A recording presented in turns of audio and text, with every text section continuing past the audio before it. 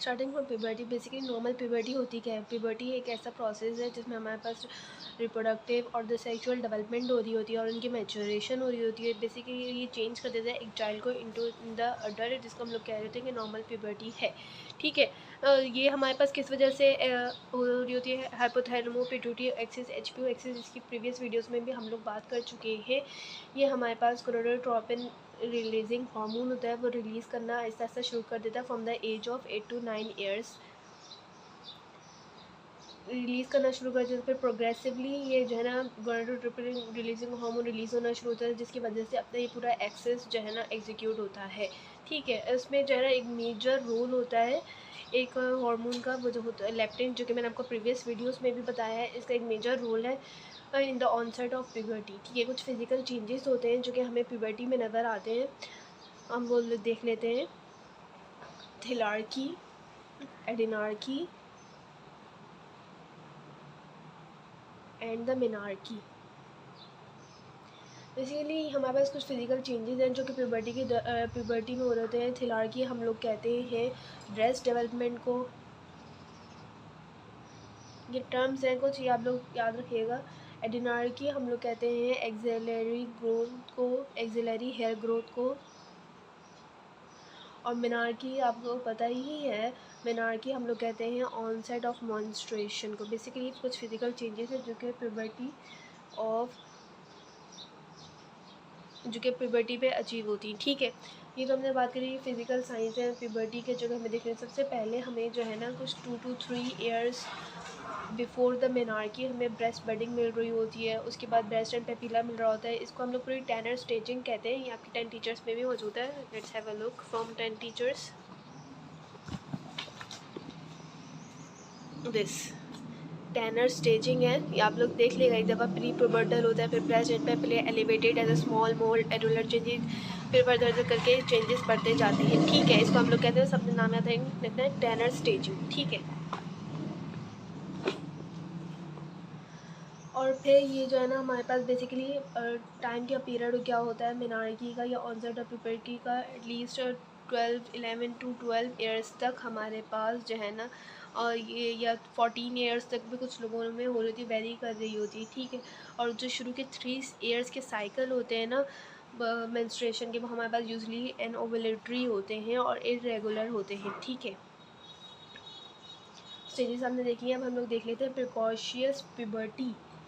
Precocious puberty मतलब कि false puberty या ऑनसेट ऑफ प्यूबर्टी, जिसका टाइम पीरियड से अलग हो।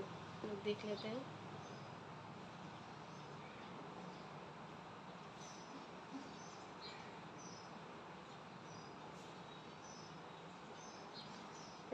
इसका मतलब क्या है कि फॉल्स प्यूबर्टी, इसका मतलब क्या है ऑनसेट ऑफ प्यूबर्टी जो है ना हमारे पास, वेदर बॉय हो या गर्ल हो, बॉय में हमारे पास 9 ईयर्स से पहले इन बॉय, इन गर्ल्स 8 ईयर्स से पहले अगर हमारे पास प्यूबर्टी के जो साइंस हैं अचीव हो रहे हैं, थिलार्की, एडिनार्की, मिनार्की, तो ये हम लोग इसको कहेंगे कि प्रिकॉशियस प्यूबर्टी है।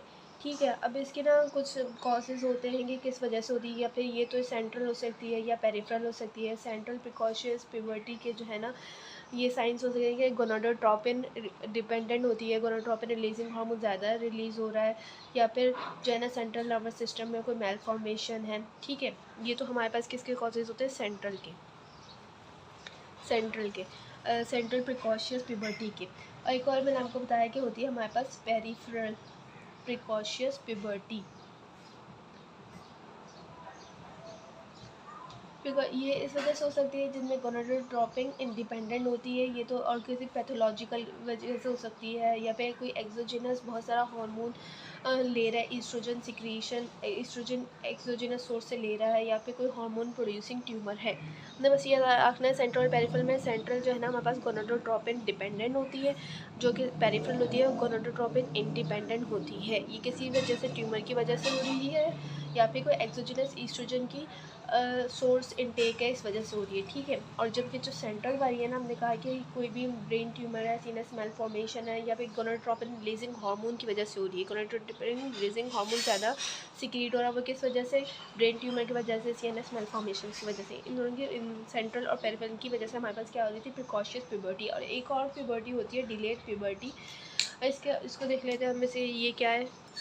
14 ईयर्स तक जब तक हमारे पास कोई साइन ऑफ प्यूबर्टी नहीं दिख रहे हैं तो हम इसको कहेंगे कि डिलेड प्यूबर्टी है, ठीक है। अब ये भी हमारे पास इसके दो कॉजेज़ हो सकते हैं, या फिर ये जो है ना हमारे पास हाइपोगोनाडोट्रोपिक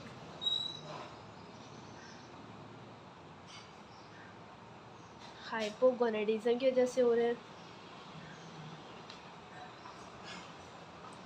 या फिर ये हमारे पास हाइपरगोनाडोट्रोपिक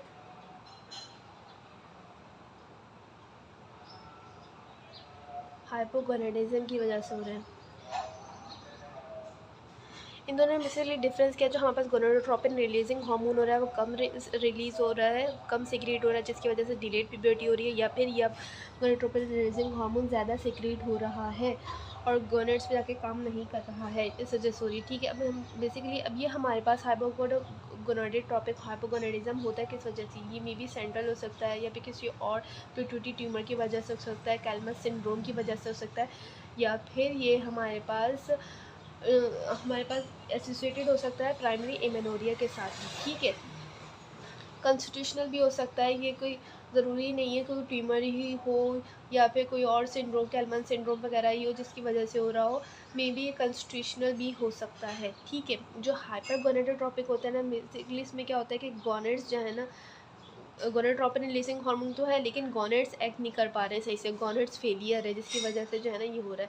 गोनेट्स हाई गोनाडोट्रोपिन की होने के बावजूद भी गोनेट्स जो है ना अपना जो फंक्शन है वो प्रॉपरली नहीं कर पा रही हैं, या फिर हम ऐसा हो सकता है कि ये प्री मैच्योर ओवेरियन फेलियर हो गया हो, ठीक है, या फिर कोई भी ऑटो इम्यून या फिर मेटाबॉलिक डिसऑर्डर हो, ठीक है, जैसे कि और या फिर पेशेंट जो है ना बचपन में इसको कोई कैंसर हुआ, चाइल्डहुड कैंसर हुआ, जिसकी वजह से उसको कीमो या रेडियोथेरेपी लेनी पड़ी हो, उस वजह से भी हमारे पास डिलेड हो सकता है, ठीक है। और इसके अलावा ऐसा हो सकता है कि बेबी पेशेंट जो है ना, जो भी पेशेंट है उसको टर्नर सिंड्रोम हो या फिर गोनेडल डिसजेनेसिस हो। ये सब जो है ना हम लोग डिस्कस करेंगे नेक्स्ट वीडियो में, disorders of the sexual development में।